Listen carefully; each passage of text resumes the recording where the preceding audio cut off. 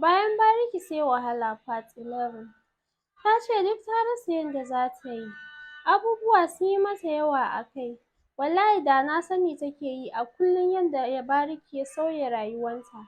Ta ce a da ana ji da ita tana ji da kanta. Ita ga ta fito ta iso ga kuɗi ga komai amma wallahi yanzu kuɗaɗen duk ba sa mata daɗi. Ga yadda take fama da Alhaji. Ta ce a wannan weekend ɗin Alhaji ya sake dawowa.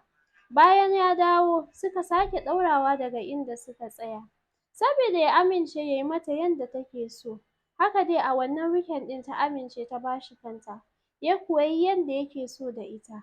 Bayan sun gama ne ta ce mishi to su yi wannan dai maganar gidan.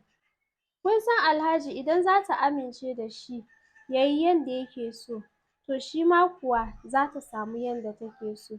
To ganin ta amince da shi ne ya ga ko ta canja ra'ayinta ne. Sai ya ba ta miliyan 100. Sannan ya ce ta ci gaba da zama a wannan gidan kar ta koma garin Kano. Bayan ya ba ta miliyan 100 ne ta ce ta je ta buɗe wani account ɗin daban. Ta tura wannan miliyan 100 a cikin wannan account ɗin shiru. Sannan ta dawo ta zo ta zauna. Ta ci gaba da kwashe abubuwanta masu amfani a hankali tana turawa garin Kano ba tare da sanin Alhaji ba sannan ba tare da sanin kowa ba. Da yake ta san halinsu na 'yan mata na 'yan bariki, ko sauran ƙawayenta ba ta sanar da su ba. Saboda kar su bi baya dama can suna kishin yadda take yi da Alhaji. Tunda akwai wasu wanda suka dinga nuna mata akan cewa ta haɗa su. Ai tunda ba aurenta zai yi ba, ta haɗa su in ya so su ma su samu rabonsu daga gare shi. To da yake ita yanzu barikin ba a gabanta yake ba, so kawai take ta koma gaban mahaifiyanta ko Allah zai kawo mata miji ta yi aure. Don haka ya sa ba ta son ta sanar da su saboda domin 'yar bariki ba ta so ta ji cewan za ki bar bariki. 'Yar bariki ba ta so ta ji cewan kin natsu kina son ki daina wannan harkar. Domin ko asiri sai su iya miki domin su zaunar da ke a cikin wannan harkar. A ci gaba da damawa da ke. Domin kar ki tuba 'yar bariki ta gwammace ta dinga haɗa ki da mazajen da za su dinga ba ki kuɗin da zai ci gaba da rikita miki ƙwaƙwalwa. Yana ruɗa miki tunaninki don haka ya sa ba ta faɗa wa sauran ƙawayenta ga abin da take shi. Ta ce a hankali har ta gama kwashe kayanta wanda ta san za su mata amfani. Ba ta kwashe kayan gidan ba domin kuwa a cikin gidan ta tarar da kayan. Sannan ma Alhaji ba su yi da shi za ta kwashe kayan gida ba tunda ya ba ta miliyan 100 ita ya riga da ya wadatar da ita. Ta ce kafin ta tafi ya sake zuwa gurinta a wani weekend haka.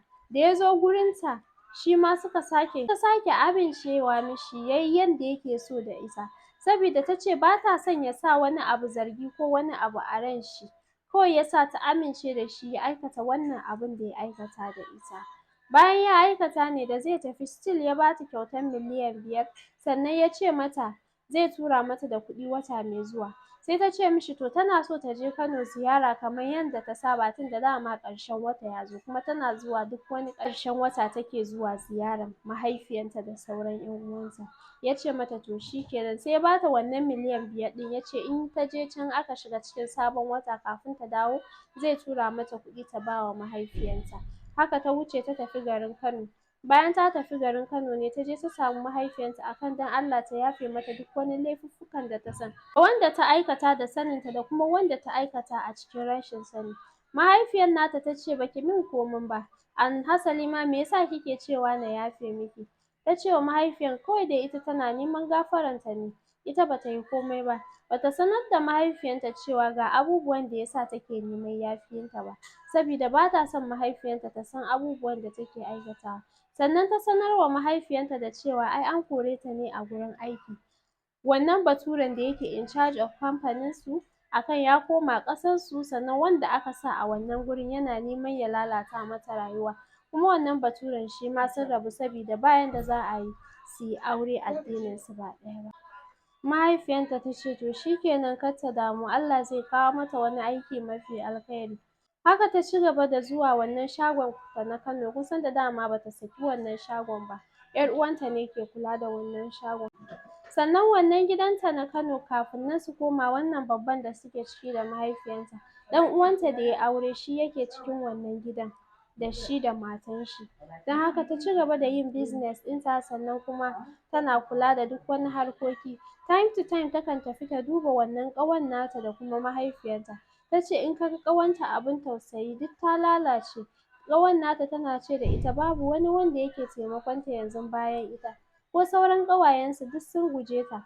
A cikin ƙawayen da take da shi duk wannan ne kawai ita ne mai taimaka mata sannan mai zuwa duba ta. Sannan mahaifiyar ƙawanta ma duk ta yi da na sanin halin da ta ɗaura ‘yarta ba tare da kwaɓo ko wani abu ba. Ta ce wallahi in dai duk lokacin da ta je ganin wannan ƙawar nata sai hankalinta ya tashi domin yanda ƙawarta take duk abin tausayi ta zama wani iri.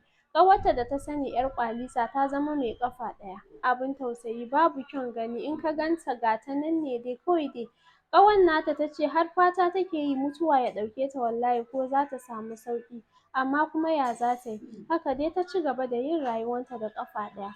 Mu haɗu a part 12 wanda shi ne zai zama final na wannan labarin. Za ku ji yanda za su ƙarashe da wannan Alhajin sannan kuma yanda komai zai kasance daga ƙarshe a kan wannan labarin na bayan bariki sai wahala. Kar ku manta ku yi mana subscribing, ku yi liking sannan ku danna alamar ƙararrawa wanda in na kawo wani sabon labarin za ku same shi Please subscribe to insha my Allah. channel.